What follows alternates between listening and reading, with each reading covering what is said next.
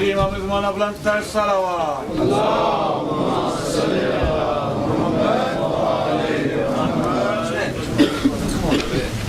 اعوذ باللہ من الشیطان الرجیم بسم اللہ الرحمن الرحیم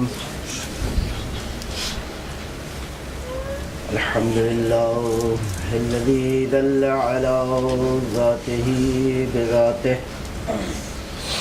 تنزہ عن مجانست مخلوقات وجل عن ملائمت کیفیات وقرب عن خواطر الظنون وبعد عن ملاحظة العیون علم بما كان قبل أن يكون مالك الملك تؤتي الملك من تشاء وتنزع الملك ممن تشاء وتعز من تشاء وتذل من تشاء بيده الخير وهو على كل شيء قدير والصلاة والسلام على سيد الأنبياء والمرسلين سيد الأنبياء والمرسلين شفيع المذنبين رحمة للعالمين سيد الأبرار ونخبة الأخيار زين الرسالة والنبوة ينبوع الحكمة والفتوى نبي الأنبياء وصفي الأصفياء الذي بنوره استطاعت الأنوار واستنطارت الشموس والأقمار وبظهوره تجلت الأسرار الذي في السماء اسمه أحمد وفي الأرض بالقاسم محمد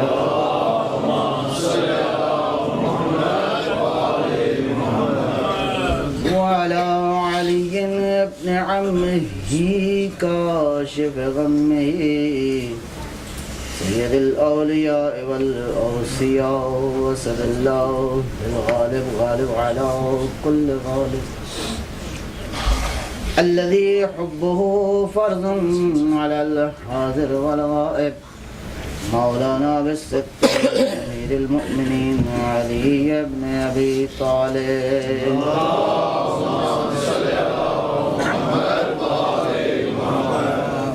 وعلى أولاده الطيبين الطاهرين المعصومين وجزى الله على العباد الداعين إلى الخلق في جميع الآثار والأقطار والمآثر والآثار خير القرون الذين يبينون للناس مناهج الحلال والحرام أهل البيت المطهرين من الرجس والآثام ورحمة الله وبركاته أما بعد فقد قال الحكيم في كتابه المتين بسم الله الرحمن الرحيم يا أيها الذين آمنوا استجيبوا لله وللرسول إذا دعاكم لما يحييكم صلوات محمد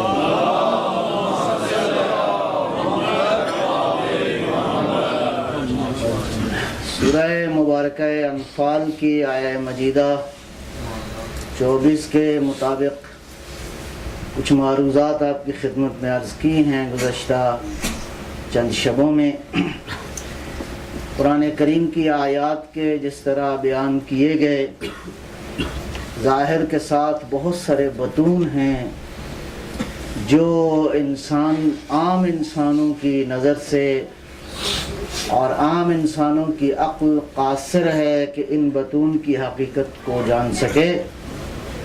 بہرحال کوشش کی گئی کہ کچھ زاویوں پہ بحث کی جائے.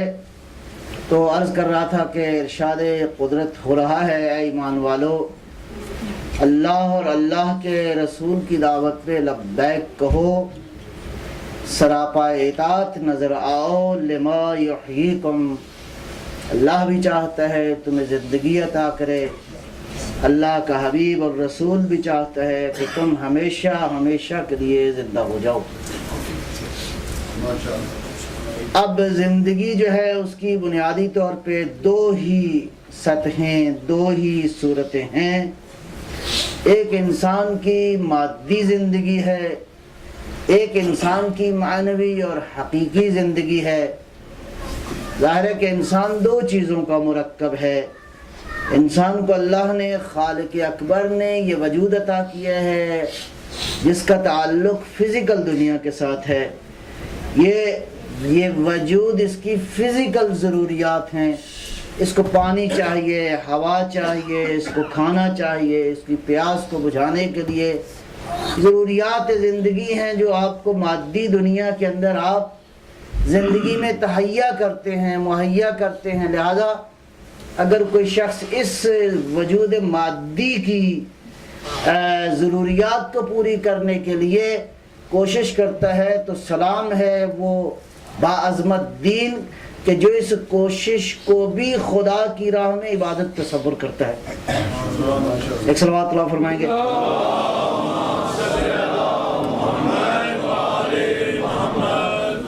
پیغمبر گرامی اسلام صلوات اللہ وسلامہ علیہ جنگ تبوک سے جب واپس تشریف لائے مدینہ میں تو حضرت کے استقبال کے لیے جو مدینہ میں مسلمان رہ گئے تھے وہ حضرت کے استقبال کے لیے تشریف لائے تو اسی اثنا میں دیکھا کہ ایک نوجوان ہے اور اس کے ہاتھ پہ وہ چھالے بنے ہوئے ہیں، ہاتھ جو ہے اس کا زخمی ہے۔ حضرت کی نگاہ مبارک پڑی اس نوجوان پہ تو ارشاد فرمایا کہ نوجوان یہ کیا ہے؟ عرض کیا یا رسول اللہ میں اپنے بچوں کے لیے، اپنی فیملی کے لیے زحمت کرتا ہوں تو اس زحمت کے نتیجے میں یہ ہاتھ کی کیفیت یوں ہے۔ اب آپ سنیں گے کہ پیغمبر نے کیا کیا، تاریخ نے کیا لکھا ہے، روایت نے کیا بیان کیا ہے۔ حضرت نے اس نوجوان کو اشارہ کیا، کہا میرے قریب آؤ۔ جب قریب آیا تو فرمایا اپنا ہاتھ مجھے دو۔ جب ہاتھ اس نے پیغمبر کے دست مبارک میں دیا، پیغمبر نے ایک ایسا کام کیا ہے کہ اس کے تصور میں بھی نہیں تھا۔ اللہم صلی قرآن کی وہ آیت جس میں ارشاد فرماتا ہے پروردگار جس نے ایک انسان کو زندگی دی اس نے ساری نوع بشر کو زندگی دی، اور جس نے ایک انسان کا قتل کیا گویا اس نے ساری نوع بشر کا قتل کیا۔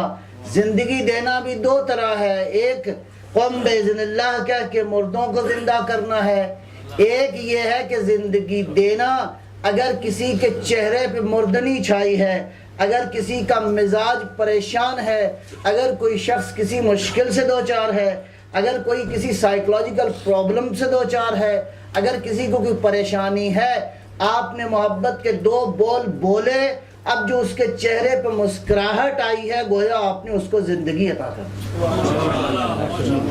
لہذا دین کے ہاں اس طرح کی زندگی عطا کرنا بھی قابل ارزش ہے، قابل توجہ ہے کہ آپ کسی شخص کی مردہ روح کو، اس کی پریشانی کو اگر مسکراہٹ اور تبسم میں بدل دیتے ہیں تو دین کہتا ہے کہ تم عبادت کر رہے ہو، تم اللہ کو راضی کر رہے ہو، تم پروردگار کی اطاعت میں مشغول ہے۔ پیغمبر نے اس نوجوان کا ہاتھ پکڑا اور پکڑنے کے بعد پیغمبر نے خاتم المرسلین نے، ختم نبوت کے وارث اور ظرف نے کیا کیا؟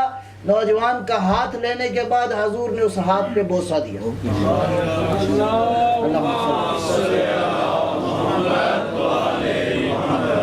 اور فرمایا ہذہ ید لا تمسها النار، یہ ہاتھ جہنم میں نہیں جائے گا، لیکن شرط یہ ہے کہ یہ رزق حلال ہو، یہ کوشش جائز کوشش ہو، جائز طریقے سے اگر کوئی شخص حلال رزق کماتا ہے تو گویا اطاعت الہی میں وقت گزارتا ہے، اللہ کی بندگی میں وقت گزارتا ہے۔ لیکن دین آیا ہے آپ کو بیلنس دینے کے لیے، بیلنس کرنے کے لیے، کہیں یہ نہ ہو کہ ساری زندگی اس کی خدمت کرنے میں گزر جائے اور جو حقیقت ہے اس کی طرف ہماری توجہ نہ ہو۔ ایک صلوات اللہ فرمائیں گے۔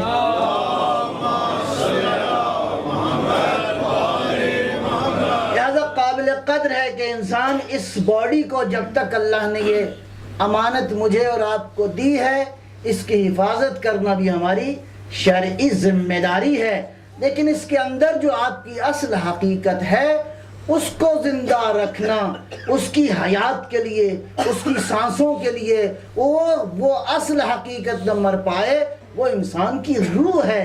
انسان کی روح کب مر جاتی ہے؟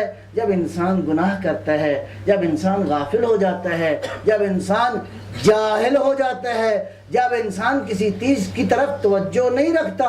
اسی لیے بھلا ہو دعا کیجئے اہل دین کا، بانی شریعت کا، اور دعائیں دیجئے حسین کی والدہ گرامی فاطمہ زہرا صلوات اللہ علیہ۔ ذکر حسین ہے جو روحوں کو جلا بخشتا ہے، ذکر حسین روح کو زندگی عطا کرتا ہے، ذکر حسین گناہوں کو دھو دیتا ہے، ذکر حسین انسان کو دنیا اور آخرت کی سعادت دیتا ہے۔ بس اسی لیے تو آقا و مولا رسول اللہ نے، رسول کائنات نے، اس کائنات کے رسول نے ارشاد فرمایا، کیا فرمایا؟ مختلف جملے ہیں آپ کے سنے ہوئے ہیں، ارشاد فرمایا ذکر علی عبادت، علی کا ذکر کرنا بھی عبادت الہی ہے۔ صلوات بر محمد و علی محمد۔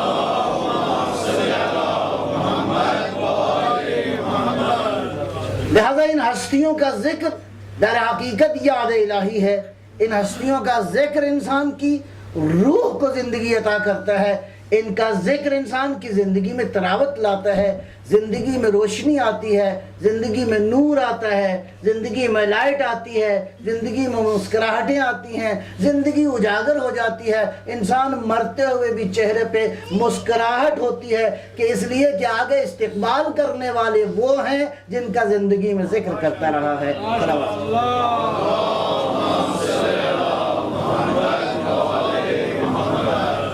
حمد و ثنا اس کی ہے اور تعریف و ثنا کا مالک وہی ہے۔ بسم اللہ الرحمن الرحیم، الحمد للہ رب العالمین۔ کیا ترجمہ ہے اس کا؟ الحمد للہ رب العالمین۔ یہ لفظ الف لام جو ہے اس کی مختلف قسمیں ہیں، عربی زبان کے اندر ساری قسمیں بیان کروں گا تو محفل خشک ہو جائے گی۔ بہرحال اس کی ایک قسم جو ہے اس کا معنی ہے اول، اس کو الف لام جنس کہتے ہیں۔ اس کا مطلب یہ ہے کہ تعریف کی جتنی قسمیں ہیں وہ ساری شامل ہیں۔ حمد کی جتنی انواع ہیں، حمد کی جتنی اقسام ہے، پریز جس انداز سے ہو سکتی ہے، ساری کی ساری حمد کس کے لیے ہے؟ للہ ہے، اللہ کے لیے ہے۔ سبحان اللہ، نعرہ تکبیر، اللہ اکبر، نعرہ رسالت، یا رسول اللہ، پنج نعرہ پنجتنی، کل ایمان، نعرہ حیدری۔ آج اتفاق سے آگے کوئی جگہ نہیں ہے، لہذا اگر احباب کوشش کریں پیچھے کہیں جگہ بن جائے تو ٹھیک ہے، ورنہ ایک صلوات اللہ فرمائیے گا۔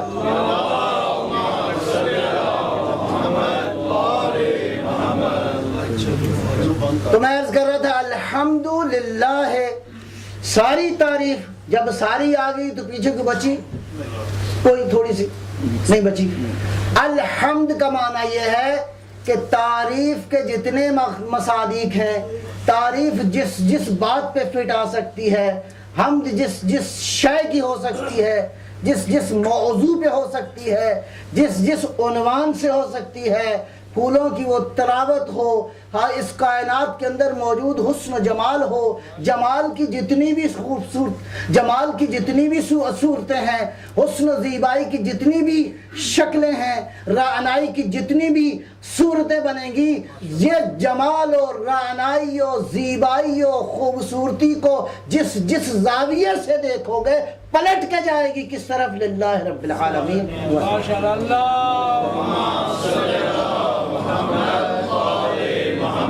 تو یہ اعلان ہم سب کرتے ہیں، میں بھی کرتا ہوں، آپ بھی کرتے ہیں اور روزانہ اس عقیدے کا ہم اظہار کرتے ہیں. اور بات بھی کس نے کہی ہے؟ حدیث میں نہیں ہے، کسی خطیب کا جملہ نہیں ہے، کسی عالم کی بات نہیں ہے، کوئی حدیث کسی تاریخ کی بات نہیں کی گئی، ڈائریکٹ نص سے قرآن ہے. اللہ کی کتاب میں ارشاد فرمایا گیا الحمد، حمد جہاں جہاں بھی ہے للہ ہے، صرف اللہ کے لیے ہے، کسی اور کی نہیں. حمد کس کی ہو گئی؟ صرف اللہ کی ہو گئی. اب اگلا مرحلہ یہ ہے کہ جب حمد کسی اور کی نہیں ہے تو اس کائنات میں دیکھتا ہوں بہت ساری چیزیں ایسی ہیں جو قابل تعریف ہیں.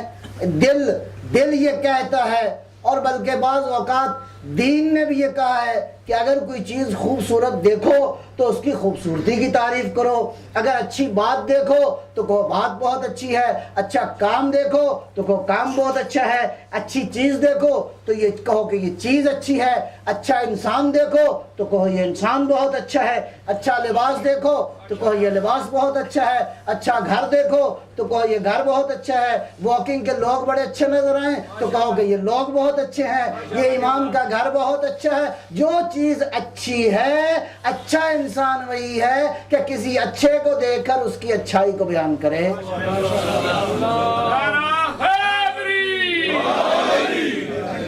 اور اب اگر آپ کو کہا جائے کہ علی کے ماننے والوں، حسین کی تعریف کرنے والوں، اہل بیت کی حمد و ثنا مدح کرنے والوں، تم ایک طرف تو کہتے ہو کہ حمد و ثنا کس کی ہے؟ اللہ کی ہے، ساری تعریفوں کا مالک وہی ہے. جب ساری اس کی ہو گئی تو علی کی تعریف تو نہ رہی، پیغمبر کی تعریف تو نہ رہی، اس کائنات میں کوئی چیز قابل تعریف نہ رہی. اس مسئلے کو کیسے حل کریں؟ اب دل میں علی کی محبت موجود ہے، زہرا کا عشق موجود، حسین کا ذکر موجود ہے، حسن موجود، مجتبی کا ذکر موجود ہے. جس روح میں اہل بیت کا ذکر موجود ہو وہ رہ نہیں سکتا، وہ دل رہ نہیں سکتا کہ جب تک علی و زہرا اور ان کی اولاد کا ذکر نہ کر رہے، اس لیے کہ یہ دل گندا ہی ذکر حسین کے ساتھ.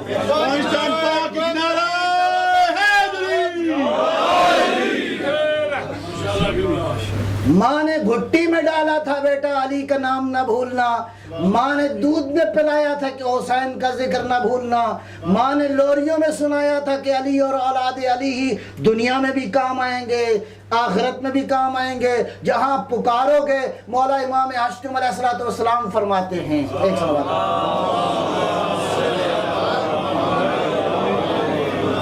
فرمایا جو میری زیارت کو آئے گا 3 جگہ پہ اس کی مدد کروں گا.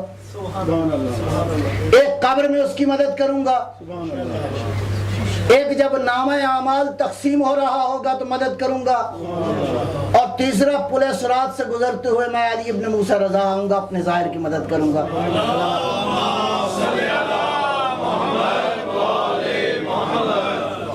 اور ان کے یہ سچوں کے قول ہیں، سچوں کی باتیں سچی ہوتی ہیں.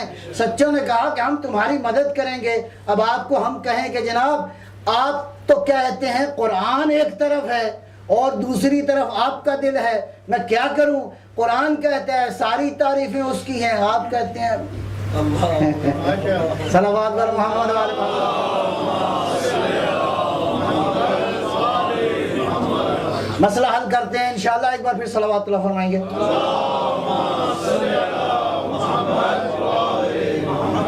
حضرت امام خمینی رضوان اللہ تعالی علیہ سورہ حمد کی تفسیر کرتے ہوئے ایک بڑی خوبصورت اور بہت باریک اور لطیف بات ارشاد فرماتے ہیں. وہ فرماتے ہیں کہ اگر تم کسی کی تعریف کرو تو بھی نہیں ہوتی، وہ اللہ کی تعریف ہوتی. کیسے؟ 2 آدمی ہیں، وہ چلے گئے باغ میں سیر کرنے کے لیے. ایک نے بھی باغ کا حسن دیکھا، دوسرے نے بھی باغ کی رونقیں دیکھی. دونوں کے دیکھنے کے بعد ایک نے کہا کہ یہ باغ کس قدر خوبصورت ہے، دوسرے نے بھی کہا کہ یہ باغ کس قدر خوبصورت ہے.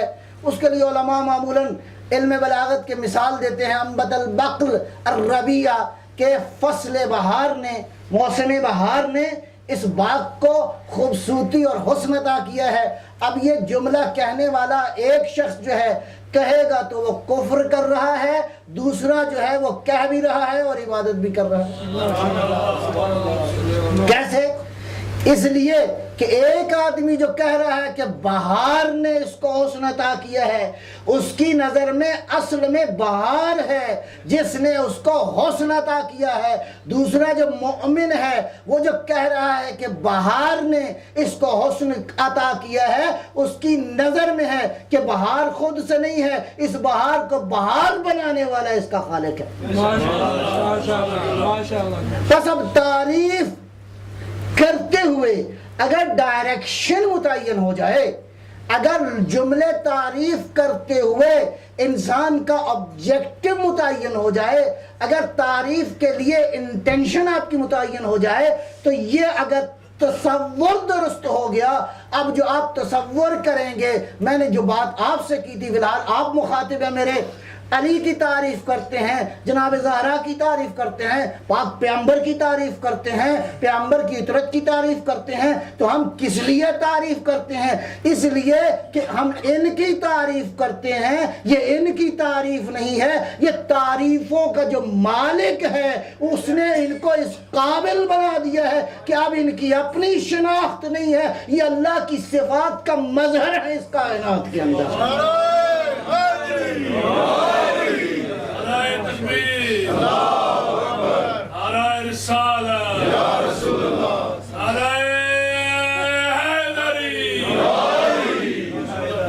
کبھی تنہائی کوہ دمن عشق، کبھی تنہائی کوہ دمن عشق، کبھی سوز و سرور انجمن عشق۔ عشق کی مختلف صورتیں، کبھی تنہائی کوہ دمن عشق، کبھی سوز و سرور انجمن عشق، کبھی سرمایہ محراب و منبر، کبھی سرمایہ محراب و منبر، کبھی مولا علی خیبر شکن عشق۔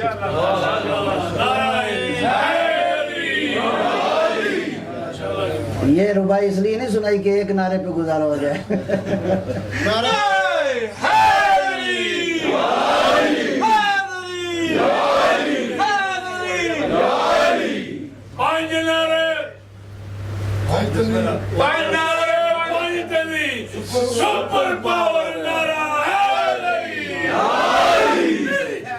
اقبال کے دو شعر اور یاد آگے، خطاب کر کے اپنے مولا کو کہتا ہے، اے ماہی نقش باطل من، ماہی کہتے ہیں مٹانے والے کو، محو کرنے والا، کہ میرے وجود کا جو نقش باطل ہے اس کو مٹانے والا کون ہے؟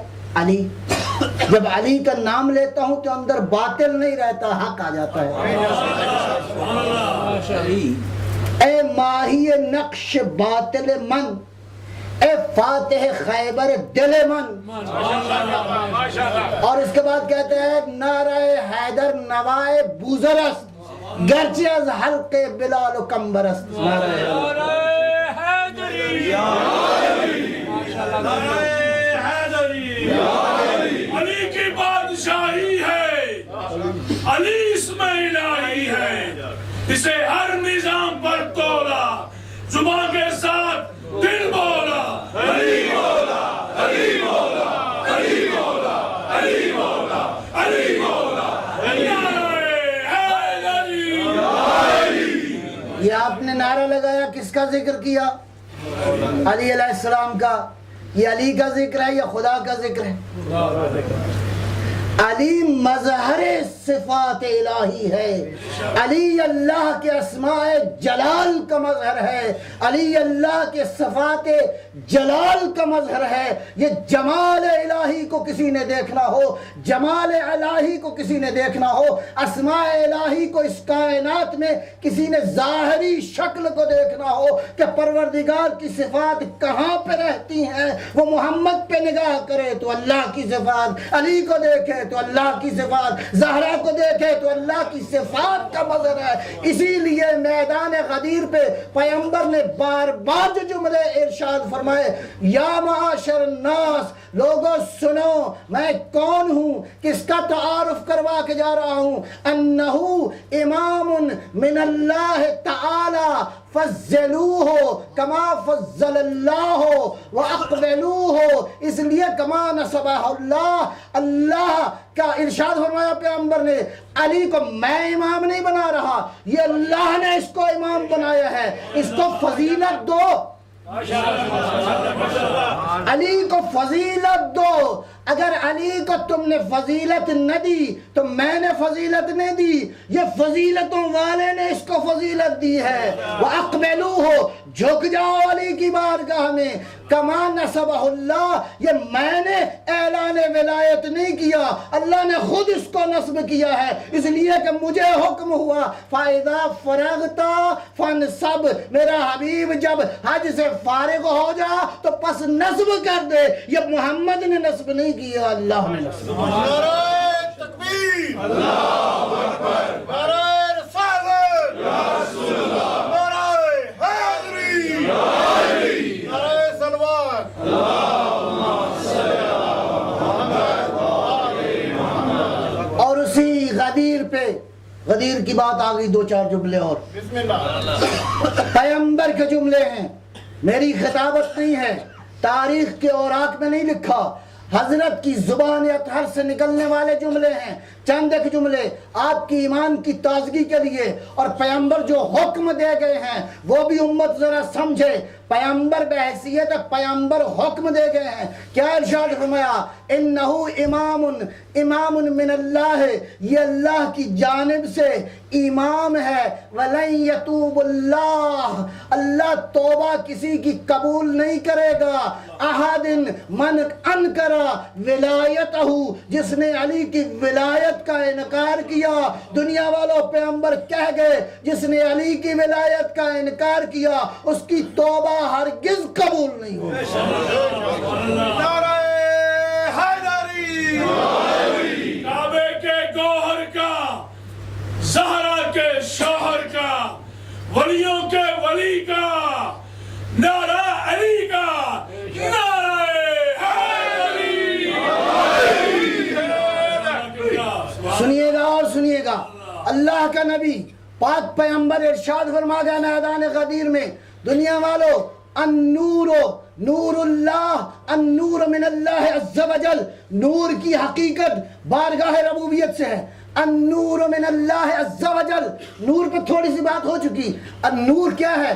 اللہ نور السماوات والارض، ساری کائنات کا نور اس کی ذات مطلق ہے، اس کی ذات لم یزل ہے، اس لا یزل، النور من اللہ عز و جل فیہ، اللہ نے جو وہ نور ہے، جو نور الہی ہے اس وجود میں سما دیا ہے، ثم من بعدی فی علی ابن ابی طالب، اور یہ نور تسلسل کے ساتھ جاری ہے، محمد سے پلٹا یہ نور منتقل ہوا علی کی ذات میں، ثم فی النسل من علی ابن ابی طالب الی المہدی الی القائم المہدی، یہ نور منتقل ہوا ہے علی سے لے کر مہدی تک، اللہ کے نور کا مظہر پہلا محمد، پھر دوسرا محمد، پھر تیسرا محمد، پھر چوتھا محمد، پھر پانچواں محمد، آخر تک محمد ہے۔ دنیا والوں جب مہدی آئے تو پریشان نہ ہونا، نشانیاں پیغمبر بیان کر کے گئے ہیں،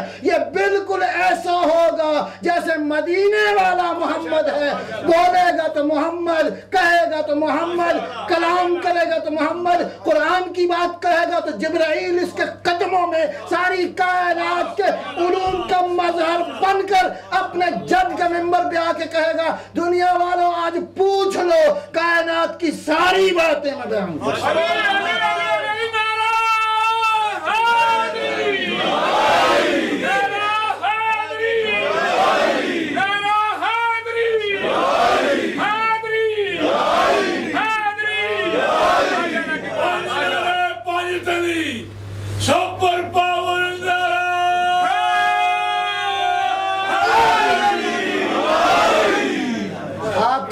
سب دیکھ کے دل چاہ رہا ہے دو چار باتیں ہوں.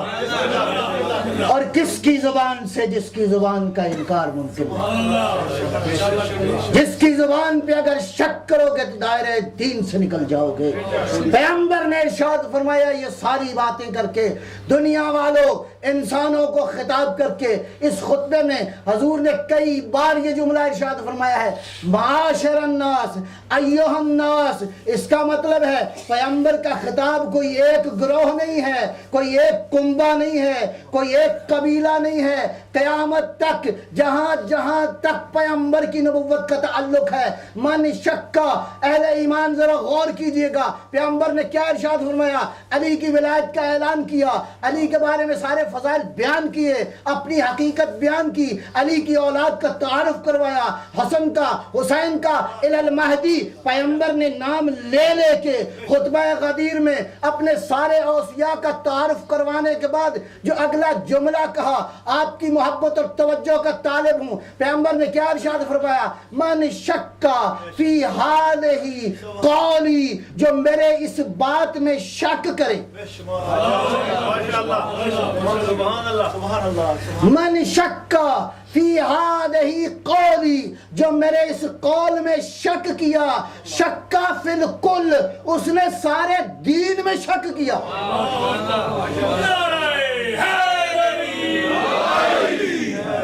اور جو سارے دین میں شک کرے فلہ النار, اس کا نتیجہ جہنم ہے. گویا جس نے علی کی ولایت کا انکار کیا اس نے لا الہ الا اللہ کا منکر ہو گیا. جس نے علی کی ولایت کا انکار کیا وہ محمد رسول اللہ کی حقیقت سے منکر ہو گیا.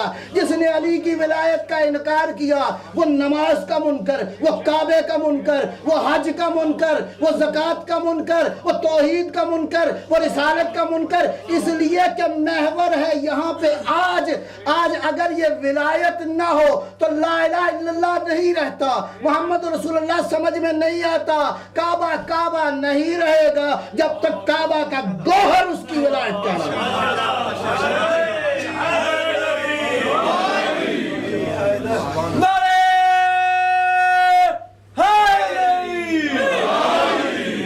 یہی کہہ گئے تھے نا پیغمبر, یہی فرمایا تھا نا پیغمبر نے, جس نے اس بات میں شک کیا اس نے کل دین میں شک کیا اور اس کے بعد شک پھر بھی مٹا دیا.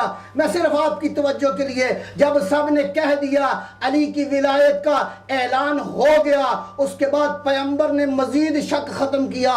پھر بھی اگر کس کی شک ہو تو اس کو یہ شک مبارک ہو. پیغمبر نے کیا کہا فَقُولُوا بِأَجْمَعِكُمْ, او 1,24,000 کا مجمع میری بات سنو اور میری بات پہ عمل کرو. پیغمبر بول رہے تھے, یہ تو کسی نے شکایت نہیں کی یا رسول اللہ آواز نہیں آ رہی.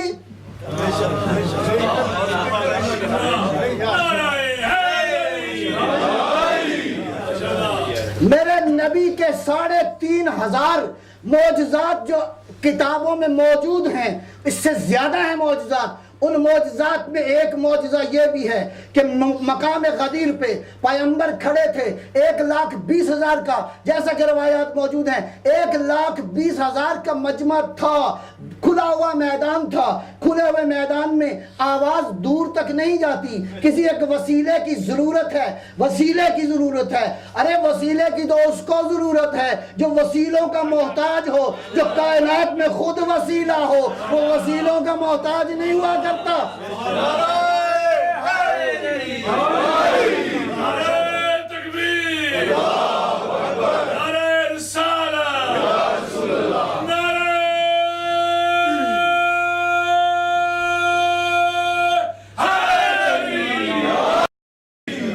میرا نبی بول رہا تھا, ہر ایک کے کانوں میں آواز جا رہی تھی. پیغمبر خالی کانوں میں نہیں, یہ پیغمبر وہ پیغمبر ہے جو روحوں پہ قابض ہے. الست اولا بانفسکم, اعلان کرو کیا تمہاری جانوں پہ تصرف نہیں رکھتا. قالوا بلا یا رسول اللہ, یا رسول اللہ ہماری جانوں پہ بھی آپ تصرف رکھتے ہیں. پیغمبر کانوں تک نہیں دلوں تک پہنچا رہے تھے. فقولوا, سب مل کے کہو, بِأَجْمَعِكُمْ, اب جو علی کی ولایت کا اعلان کر دیا ہے. سب مل کے کہو. نبی نے ارشاد فرمایا, کیا کہو؟ انا بے شک ہم سامعون مطیعون رازون منقادون. یا رسول اللہ, اس بیعت کے کرنے کے بعد ہم نے اس بات کو سنا, ہم نے اطاعت کی, بلکہ اطاعت نہیں کی, اطاعت کے آگے بڑھ کے ہم اس ولایت علی پہ رازون کہو. کس نے کہا؟ حیدری. بوڑھے والا نعرہ, جوانہ والا ہمارا بوڑھا تھا, میں نعرہ حیدری. نبی ارشاد فرما رہے تھے, کوئی عام آدمی نہیں, فقولو کہو. اور ان کی رائے نہیں ہے, پیغمبر کا حکم ہے. پیغمبر کیا حکم دے رہے ہیں؟ فقولو بے اجمعکم, سب مل کے کہو, انا سامعون رازون مطیعون منقادون. اللہ اکبر. کاش کہ میرے پاس وقت ہوتا, ان لفظوں کو کھولتا, ترجمہ صرف کرتا ہوں. کہو سب مل کے, ہم نے یہ بات سنی یا رسول اللہ, ہم اس بات کی اطاعت کرتے ہیں, ہم علی کی ولایت پہ راضی ہیں. راضی ہی نہیں بلکہ ہماری گردنیں ہیں اور علی کی ولایت.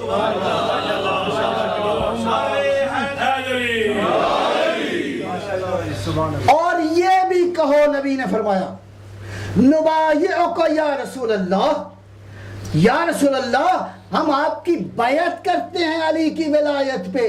کیسی بیعت؟ سادہ سادہ بیعت نہیں, خالی یہ بیعت نہیں ہاں علی بھی اللہ کے ولی ہے, نہیں. پیغمبر نے اس طرح والی بیعت نہیں لی. اصل مشکل تو یہی تھی, ورنہ ولایت علی پہ کون سا موقع ہے جو نبی نے اعلان نہ کیا ہو. دعوت ذوالعشیرہ سے لے کر آخری مرحلے تک علی کی ولایت کا اعلان کرتے رہے. ھذا اخی و وصی و وارثی و خلیفتی من بعدی, میرے بعد یہی ہے, بھائی بھی, وصی بھی, خلیفہ بھی, وارث بھی, میرے علم کا وارث, میری حلم کا وارث, میری ساری سیرت کا وارث. ابھی کہہ چکے تھے, یہ جو آج آیا نا کہ میرا رسول آج اگر اعلان نہ کیا تو رسالت کا کام انجام نہیں دیا.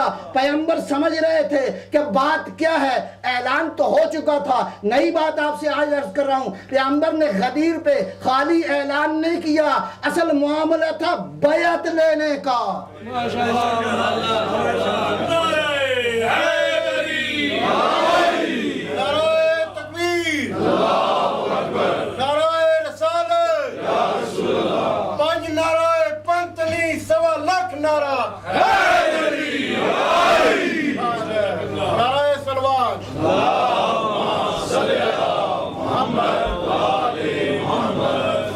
آپ کی محبت دیکھ کے ایک بات اور یاد آ گئی. یہ جو اللہ نے کہا نا میرا حبیب رسالت کا کام انجام نہیں دیا جائے گا, تو یہ پیغمبر بات سمجھتے تھے نہیں سمجھتے تھے؟ یقیناً سمجھتے تھے. حقیقت امر یہ ہے کہ پیغمبر کے دل کی بات تھی, پیغمبر کے لیے مشکل تھا. میں خطبے میں واپس لوٹ کے نہیں جانا چاہتا, صرف اشارہ کروں گا. پیغمبر جانتے تھے کہ محفل میں کیسے کیسے لوگ موجود ہیں, اعلان کروں گا تو کیا ہوگا. یا رسول اللہ جاتے ہوئے کیا کر کے جا رہے ہو؟ پروردگارہ کیا کروں, اگر یہ کام نہیں کرتا تو 1,24,000 انبیاء کی محنتیں ضائع ہو جائیں گی. ادھر حبیب کے دل کو پڑا پروردگار نے, کہا میرا رسول تو نہیں, اعلان ہم کرتے ہیں. اعلان کیا ہے؟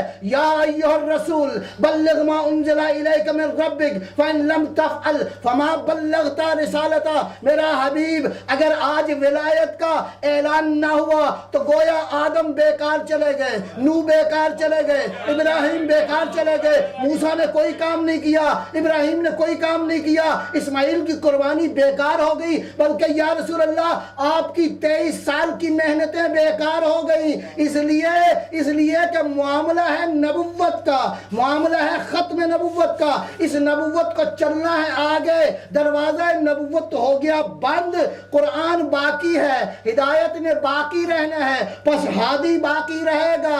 اگر ہادی باقی نہیں ہوگا تو کون بتائے گا کون سی آیت سفر میں نازل ہوئی, کون سی پہاڑ پہ نازل ہوئی, کون سی میدان میں نازل ہوئی, کون سی احد میں نازل ہوئی, کون سی بدر میں نازل ہوئی, کون سی پیغمبر کا شب ہجرت نازل ہوئی. یہ ساری آیتوں کی حقیقت کو وہی جانتا ہے جس نے جبرائیل کو آتے ہوئے بھی ملاقات کی، جاتے ہوئے بھی۔ زہرا کے شوہر کا، ولیوں کے ولی کا نعرہ ہے، علی کا نعرہ ہے۔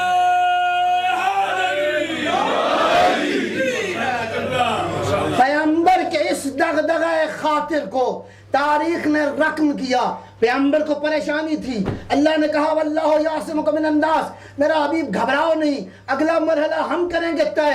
اور پیغمبر کا جو خدشہ تھا وہ بعد میں منکر ولایت آیا ایک شخص حارث بن نعمان فہری، یا رسول اللہ آج تک اتنی باتیں آپ نے کی، آپ نے کہا لا الہ الا اللہ، ہم نے کہا لا الہ الا اللہ، آپ نے کہا محمد رسول اللہ، ہم نے اس کو مانا، آپ نے کہا نماز پڑھو، ہم نماز پڑھی، آپ نے حج کا حکم دیا، زکوٰۃ کا حکم دیا، سارے کے سارے دین کا حکم دیا، سارے کے دین کے اوپر ہم نے عمل کیا، یا رسول اللہ کیا اپنی طرف سے کہہ رہے ہو یا خدا کی طرف سے؟ فرمایا کہ خدا کی طرف سے۔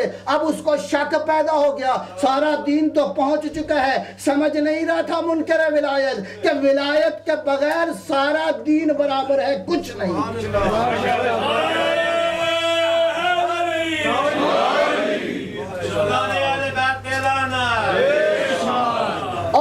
اور فرمایا اور یہ کہو نبایعک، یا رسول اللہ آج بیعت کرتے ہیں، قابل غور توجہ کے جملے ہیں، نبایعک، یا رسول اللہ آج آپ کی بیعت کرتے ہیں علی کی ولایت پہ، خالی علی نہیں تا مہدی پیغمبر نے بیعت لی ہے۔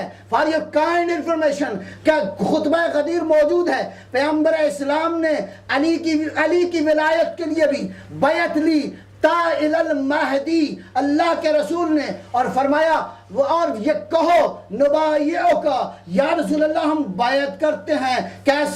کیسے میری طرف ذرا دیکھیے گا، بقلوبنا والسنتنا وایدینا وانفسنا، یا رسول اللہ آج علی کی بیعت کا اعلان کرتے ہیں، خالی زبانوں سے کرتے ہیں، ہاتھ سے کرتے ہیں، دلوں سے کرتے ہیں، بلکہ اپنی جان سے بیعت کرتے ہیں۔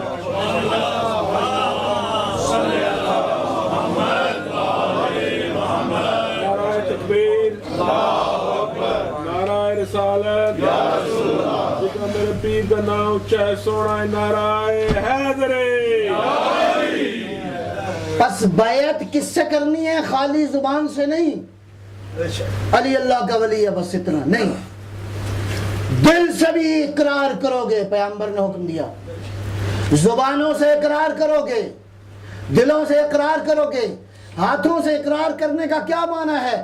جہاں ولایت علی کے لیے ان ہاتھوں کی ضرورت پڑے، یہ ہاتھ دفاع کریں گے مولا کی ولایت کا، پروردگار کہ حضور یہ نبی کے ہاتھوں میں بیعت کرو۔ خالی ہاتھ بیعت نہیں کریں گے، زبانیں بھی بیعت کریں گی، بلکہ دل بھی بیعت کریں گے۔ جب دل بیعت کرے تو کیا کیا بیعت کرتا ہے؟ فکر بھی بیعت کرتی ہے، عقیدہ بھی بیعت کرتا ہے، عمل بھی بیعت کرتا ہے، گویا سارے کا سارا دین تابع ہو جاتا ہے اس ولی کے جس کو اللہ کا نائب ولی مان لیا جائے۔ جب یہ پیغمبر نے بیعت لے لی تو ایک حکم دیا، صرف آپ کو نہیں دیا، 1,24,000 مجمع میں نہیں دیا، یہ حکم ہے پیغمبر کا۔ پیغمبر بحیثیت پیغمبر امت کے فرد کو حکم دے گئے، ارشاد فرما گئے تا قیامت کیا کرنا، فَلْيُبَلِّغُ الشَّاهِدُ الْغَائِبُ، جو موجود ہے جس نے اعلان سنا ہے، جو موجود نہیں یہ حکم پہنچاتا رہے۔ کیا یبلغ کا معنی ہے قیامت تک علی کی ولایت کا میسج پہنچاتے رہنا، اگر نہیں پہنچایا تو حکم پیغمبر پہ تم نے عمل نہیں کیا۔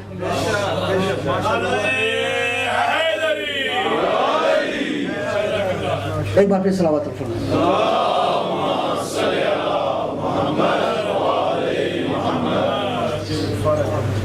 مشکل تو یہ ہوئی کہ پیغمبر اسلام کی شخصیت کو بھی لوگوں نے سمجھا کہ ایک شریف آدمی تھا، تو اللہ نے اس کو ایک کتاب دے دی، کہا کہ تم بہت اچھے آدمی ہو، یہ کتاب دے۔ عظمت پیغمبر کو درک کرنے کی ضرورت تھی، شاید اسی لیے بضعت الرسول نے. کون ہے بضعت الرسول؟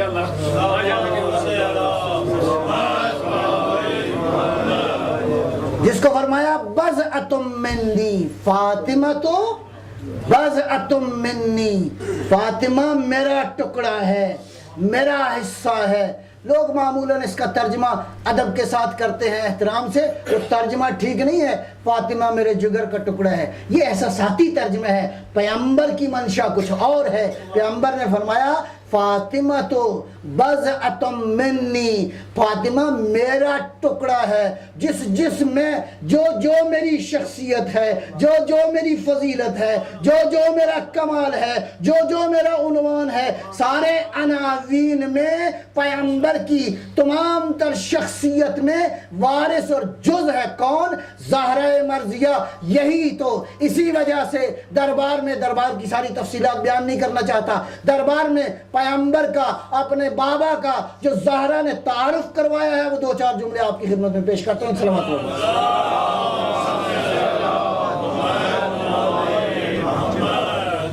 بسم اللہ الرحمن الرحیم. اشہد ان ابی محمد عبدہ ورسولہ. دنیا والوں، فاطمہ بول رہی ہے، زہرا مرضیہ کلام کر رہی ہے. اشہد ان ابی محمد عبدہ ورسولہ، میں گواہی دیتی ہوں کہ میرا بابا اللہ کا بندہ، خدا کا رسول ہے. اس کے بعد ارشاد فرمایا واختار وانتجب قبل ان ارسلہ. ذرا ترجمہ غور سے سنیے گا. میرے بابا محمد کو ایک صلوات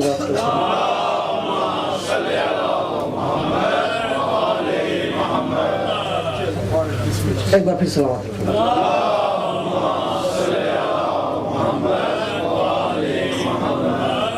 اشہد ان ابی محمد عبدہ ورسولہ. فرمایا گواہی دیتی ہوں کہ میرا بابا اللہ کا عبد بھی ہے اور رسول بھی ہے. واختارہ وانتجبہ، اللہ نے اختیار کر لیا محمد کو. اللہ نے اختیار کر لیا میرے بابا کو. وانتجبہ، میرے بابا کو اللہ نے مجتبی بنا دیا. کب بنایا؟ کب کی آگے تشریح آ رہی ہے. اختارہ، اللہ نے اختیار کیا. اللہ نے میرے بابا کو مجتبی بنا دیا. قبل ان ارسلہ، قبل اس کے کہ میرے بابا کو اللہ رسول بنائے، اللہ نے مختار بھی بنا دیا.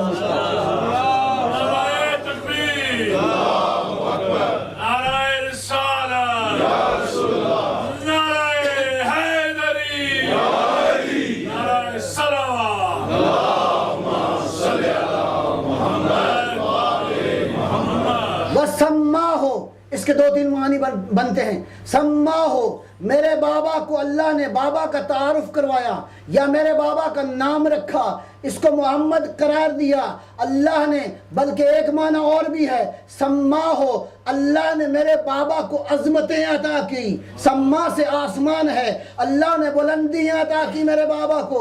سماہو قبل انتجبہ، قبل اس کے کہ اللہ مجتبی بنائے، اللہ نے پہلے ہی میرے بابا کو رفعت عطا کر دی. اور اس کے بعد سنیے گا، واصطفاہ، اللہ نے میرے بابا کو مصطفیٰ بنا دیا، مصطفیٰ بنا دیا، چن لیا میرے بابا کو. قبل ان ابتعثہ، قبل اس کے کہ اللہ میرے بابا کو مبعوث فرماتا. اللہ نے، گویا میں ترجمہ مختصر کر رہا ہوں، تشریح کر رہا ہوں جملوں کی. بی بی کیا فرماتی ہے؟ گواہی دیتی ہوں اپنے بابا کی رسالت اور عبدیت کی. میرا بابا اس وقت بھی رسول تھا، میرا بابا اس وقت رفعتوں کا مالک تھا، مصطفیٰ تھا، مجتبی تھا، مرتضیٰ تھا، عظمتوں کا مالک تھا، بلندیوں کا مالک تھا. کب سنیے گا بی بی کا لفظ، اذ الخلائق بالغیب مکنونۃ ولستر الاحاویل مسونۃ وبنہایت العدم مقرونۃ.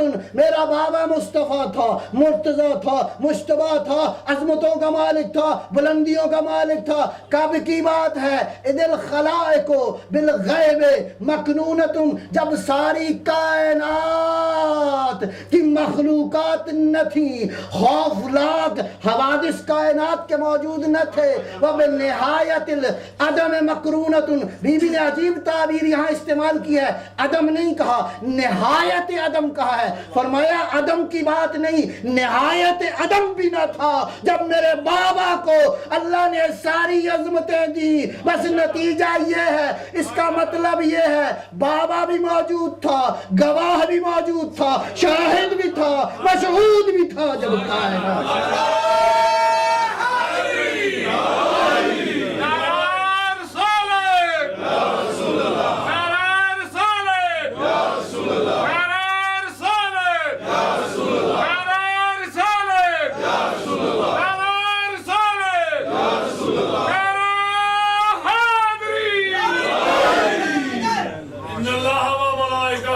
يصلون على النبي يا أيها الذين آمنوا صلوا عليه وسلموا تسليما اللهم صل على محمد وآل محمد ما شاء الله قبلہ. بات چلی تھی سورہ حمد سے تو بات رہ گئی ہے، انشاءاللہ پھر کبھی صحیح باقی باتیں کریں گے.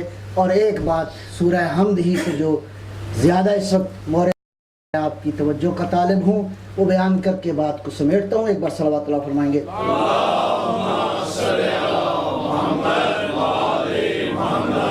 سورہ حمد کا عزیز و آغاز ہو رہا ہے کہاں سے؟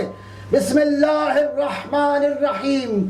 اللہ نے اپنے اسم سے جو رحمان الرحیم ہے گویا کہنا یہ چاہتا ہے ساری کائنات اس کے دائرہ رحمت کے اندر ہے، اس کی رحمت ساری کائنات سے بالا تر ہے، لہذا نمائندہ اس کو بنا کر بھیج رہا ہے جو بالکل بسم اللہ الرحمن الرحیم کا مظہر ہو، وہ ہے بسم اللہ الرحمن الرحیم جس کو بھیج رہا ہے وما ارسلناک الا رحمتا للعالمین، ساری کائنات کے لیے رحمت بن کے آ رہا ہے. الحمد للہ رب العالمین، پروردگار کہتا ہے پروردگار جو کہ عالمین کا رب ہے. جس طرح اگر چاہتے ہو ربوبیت الہی کو پہچانو تو جو عالمین کی معرفت رکھتا ہے پروردگار کی ربوبیت کو جانتا ہے، جتنی عالمین کی معرفت رکھتا ہوگا اتنی ربوبیت الہی کی معرفت رکھتا ہوگا. بات کو آگے بڑھاتا ہوں. الحمدللہ رب العالمین الرحمن الرحیم مالک یوم الدین ایاک نعبد و ایاک نستعین، فقط تیری بندگی کرتے ہیں، فقط تیری عبادت کرتے ہیں، فقط تجھی سے مدد چاہتے ہیں. پروردگارہ یہ بات تو وہی ہوگی، فقط تیری حمد ہے. یہاں کہتے ہیں فقط تجھی کی عبادت کرتے ہیں، فقط تجھ سے مدد چاہتے ہیں. پر یہ فقط کہاں سے آئے گا؟ پروردگارہ تجھ تو رابطہ کرنا ہی مشکل ہے.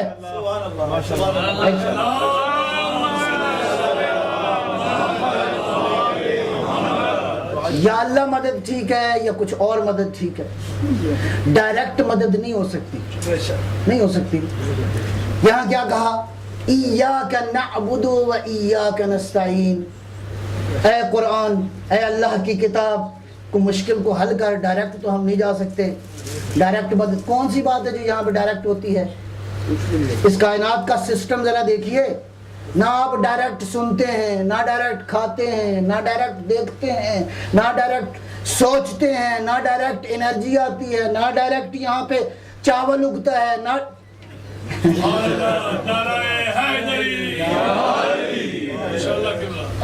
ایک بار ذرا صلوات فرمائیں گے.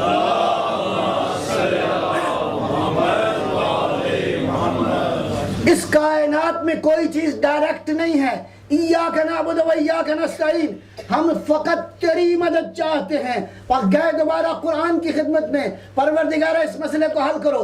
اب قرآن نے دوبارہ، میں عرض کر چکا ہوں، قرآن فہمی کا بنیادی اصول یہ ہے کہ اگر قرآن سے کوئی بات سمجھ میں نہ آئے تو علماء کہتے ہیں دوبارہ قرآن کی بارگاہ میں چلا جاؤ. جب دوبارہ قرآن کی بارگاہ میں جاؤ گے یہ تمہیں کون سمجھائے گا؟ یہ تمہیں علی سمجھائے گا. فرمایا کہ قرآن سے نطق کرو. تم قرآن سے نطق نہیں کر سکتے. وَلَٰكِنْ أُخْبِرُكُمْ، میں علی ہوں جو خبر دوں گا قرآن کے پہلے ورق کا کیا معنی ہے، دوسرے ورق کا کیا معنی ہے، تیسرے ورق کا پہلے ورق سے کیا رابطہ ہے، پہلے ورق کا آخری ورق سے کیا رابطہ رابطہ ہے، بائے بسم اللہ کی با کا والناس کی سین سے کیا رابطہ ہے، یہ سارے رابطے وہی جانتا ہے جو وہی کی حقیقت کو جانتا ہے۔ پوچھا قرآن سے اللہ سے ڈائریکٹ کیسے مدد لیں، کہا خبردار خاموش، ڈائریکٹ تمہارا ظرف نہیں ہے، یہ ڈائریکٹ جانے کے لیے یا محمد چاہیے یا علی چاہیے۔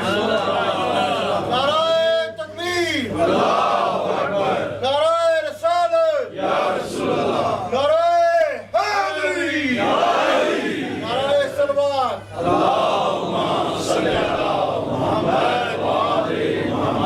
وَابْتَغُوا إِلَيْهِ الْوَسِيلَةَ، اس کی طرف جاؤ گے وسیلے سے، جیسی منزل ہو ویسا وسیلہ چاہیے۔ لندن جانے کے لیے لندن والا وسیلہ چاہیے، مدینے جانے کے لیے وہاں کا وسیلہ چاہیے، مکہ جانے کے لیے وہاں کا وسیلہ چاہیے۔ کائنات کو پھاڑتے ہوئے، کائنات کی وسعتوں کو کراس کرتے ہوئے، کرسی سے اوپر عرش، عرش سے اوپر اللہ کی ذات، پس وسیلہ ایسا چاہیے جو زمین پہ نہ رہنے دے بلکہ زمین سے اٹھا کے اللہ کی زیارت کے لیے لے جائے۔ پس کون سا وسیلہ ممکن ہے؟ یہ وہی ممکن ہے جو یہ کہتا ہے کہ زمین سے لے کر عرش تک جو پوچھنا ہے پوچھ لو، میں تمہیں بتاؤں گا۔ پانچ نعرہ پانچ تلی سپر پاور نعرہ حیدری، حیدری، حیدری، نعرہ صلوات۔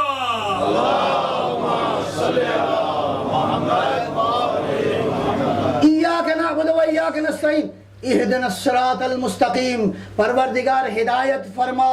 کس کی؟ صراط مستقیم کی۔ اللہ بھی عجیب ہے، اللہ جو ہوا، اللہ نے اس قرآن کے اندر بہت ساری باتیں جو اپنے ساتھ مختص تھیں، ان باتوں کو تقسیم کر کے مختلف مقامات پر ارشاد فرمایا یہ میں ڈائریکٹ نہیں کر رہا، واسطہ اور وسیلہ قرار دے رہا ہوں، یہ میں نہیں کر رہا۔ مثال کے طور پر بسم اللہ الرحمن الرحیم، اللہ ولی الذین آمنوا یخرجہم من الظلمات الی النور، اللہ ولی ہے جو صاحبان ایمان کو ظلمتوں میں نہیں رہنے دیتا، نور کی طرف لے جاتا ہے۔ دوسرے مقام پر ارشاد فرمایا بسم اللہ الرحمن الرحیم، حامیم والکتاب المبین انا انزلناہ الیک لتخرج الناس من الظلمات الی النور، میرا حبیب کتاب اس لیے بھیجی ہے کہ تم لے جاؤ، ہم نہیں، تم لے جاؤ انسانوں کو ظلمتوں سے نکال کر نور کی طرف۔ اور دوسرے مقام پر ارشاد فرمایا ان ربی علی صراط مستقیم، میرا پروردگار صراط مستقیم پر ہے۔ دوسرے مقام پر کیا ارشاد فرمایا بسم اللہ الرحمن الرحیم، یاسین والقرآن الحکیم انک لمن المرسلین علی صراط مستقیم، اللہ بھی صراط مستقیم پہ، نبی بھی صراط مستقیم پہ، اللہ بھی ولی ہے، نبی بھی ولی ہے۔ اور اس کے بعد ارشاد فرمایا واللہ یہدی من یشاء الی صراط مستقیم، اللہ جس کو چاہے اس کو صراط مستقیم کی ہدایت کرے۔ کہاں ارشاد فرمایا انک لتہدی الی صراط مستقیم، میرا حبیب یہ تو تو ہے جو صراط مستقیم کی ہدایت کرتا ہے۔ پس پہچانو اللہ ڈائریکٹ نہیں ہے، صراط مستقیم کی حقیقت کو جاننا ہے تو اس سر نیاز کو جھکانا پڑے گا نبی کی بارگاہ میں۔ نعرہ تکبیر، نعرہ رسالت، نعرہ حیدری، نعرہ صلوات۔ بس میں نے مخلاصہ کر دیا۔ اب اگر صراط مستقیم کی حقیقت کو جاننا ہے تو قرآن کی آیتوں میں تمہیں نہیں ملے گا، قرآن کی آیتوں میں، قرآن حکیم کی آیتوں میں اس صراط مستقیم کی حقیقت نظر نہیں آئے گی۔ اگرچہ نشانیاں بیان کرتی ہیں یہ کن کا راستہ ہے، اگر بات یہیں تک ہوتی، اگر بات یہیں تک ہوتی تو بات کوئی نہیں تھی، ہم سارے انسانوں کے سب صاحبان ایمان کے ساتھ برابر ہوتے۔ بات کو کھولا ہے پروردگار نے، صراط المستقیم صراط الذین انعمت علیہم غیر المغضوب علیہم ولا الضالین۔ صرف توجہ کا طالب ہوں، صراط مستقیم کی حقیقت میں دیکھنا دو گروہ ہیں، دو گروہ ہیں۔ ایک گروہ وہ ہے جو انعمت علیہم ہے، دوسرا گروہ ہے مغضوب علیہم۔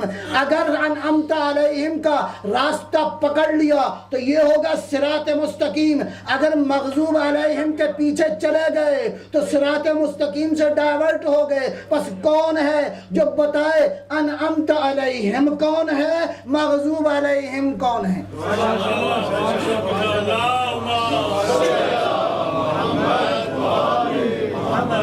بس میرے نبی نے خطبہ غدیر میں ایک اور جملہ میں عرض کر کے بات کو سمیٹ دیا۔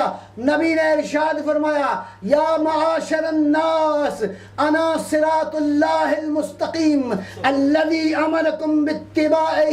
دنیا والو سنو، پیغمبر غدیر پہ ارشاد فرما رہے ہیں، اور بعثت کے موقع پہ ارشاد نہیں فرمایا، مکی زندگی میں نہیں فرمایا، مدنی زندگی میں نہیں فرمایا، بلکہ جب معاملہ وائنڈ اپ ہو رہا ہے، پیغمبر دنیا سے جا رہے ہیں، پیغمبر دنیا سے جا رہے ہیں، کہیں امت گمراہ نہ ہو جائے، ولا ضالین کا معاملہ نہ آ جائے کہیں دو گروہوں میں سے دوسرے گروہ کی، پس ولایت کس کی مانو گے؟ انعمت علیہم کی۔ تبرہ کس پہ کرو گے؟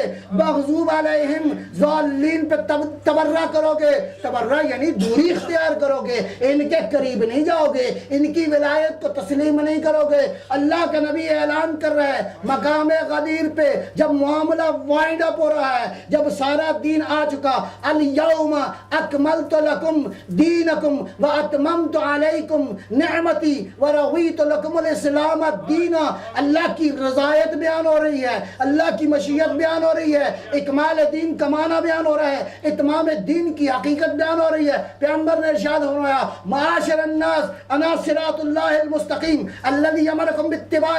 دنیا والو وہ صراط مستقیم جس کی اطاعت کا اللہ نے تمہیں حکم دیا ہے، میں محمد ہوں۔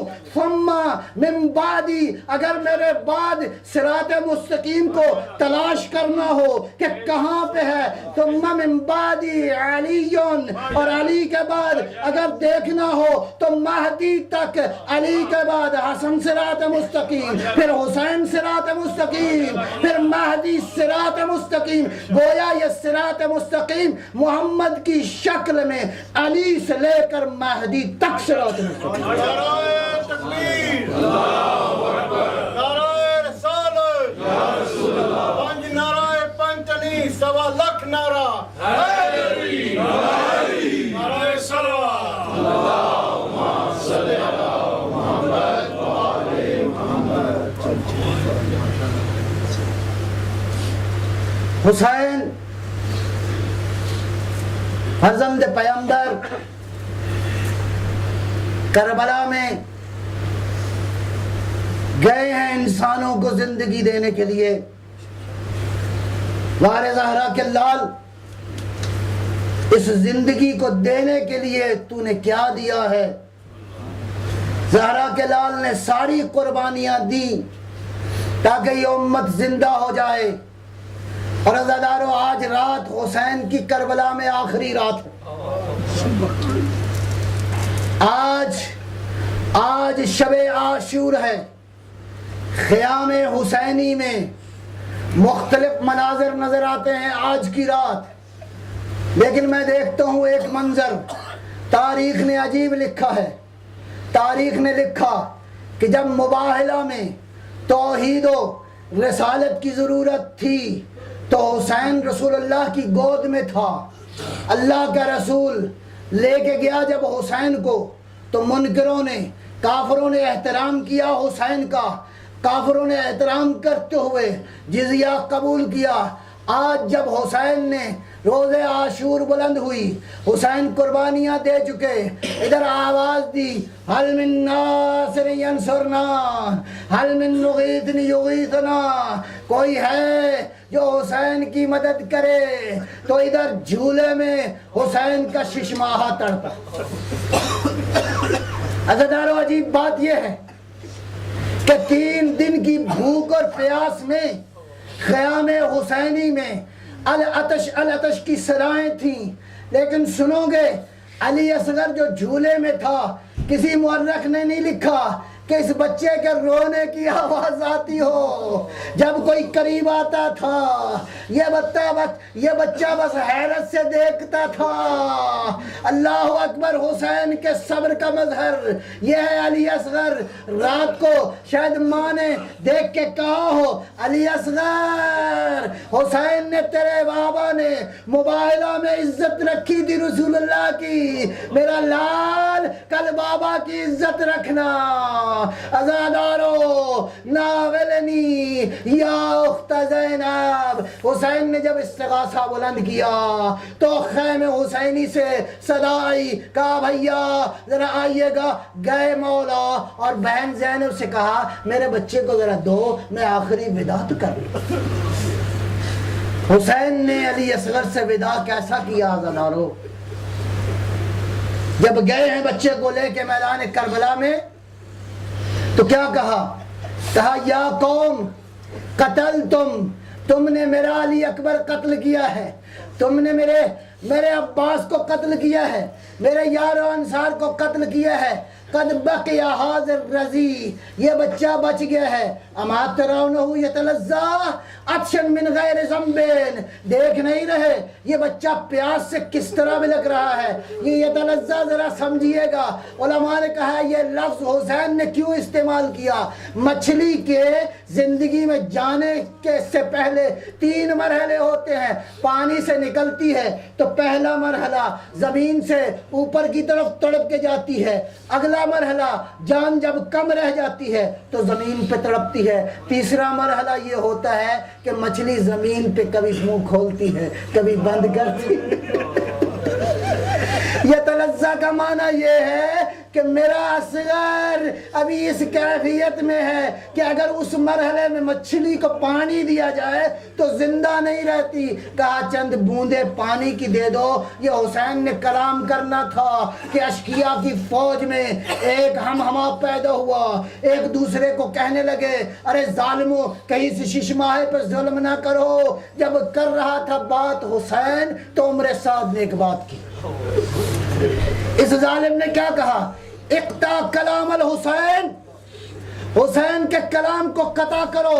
حرملہ اٹھا, 6 شعبہ تیر لیا.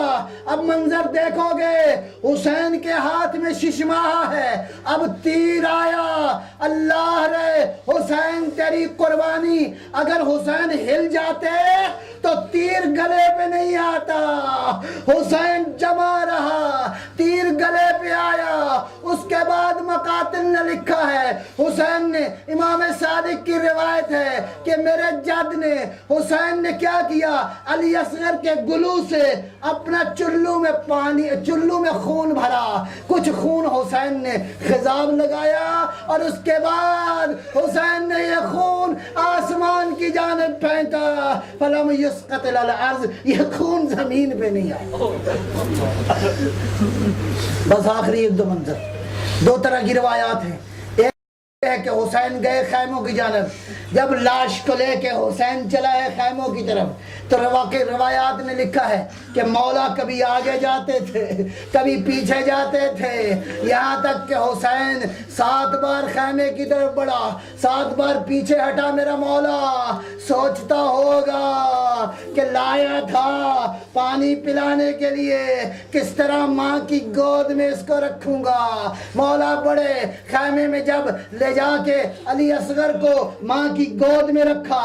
عزادارو ماں نے جملہ ایک دیکھتے ہی کہا یا بنیا ام مثلو کا ینہر, اور میرے لال کیا تیرے جیسے بھی ذبح ہو جاتے. بس آخری منظر. بعض روایات یہ کہتی ہیں کہ مولا حسین نے واحد شہید ہے جس کو کربلا کی زمین پہ قبر کھوتی, ننھی سی قبر کھود کے حسین اصغر کو گاڑ کے اٹھ کھڑے ہوئے دامن کو جھاڑ کے. شاید حسین چاہتا تھا امت کے گناہ پہ پردہ ڈال دے, لیکن جب سر لینے لگے تو ایک دفعہ اس ظالم نے کہا ایک سر کم ہے.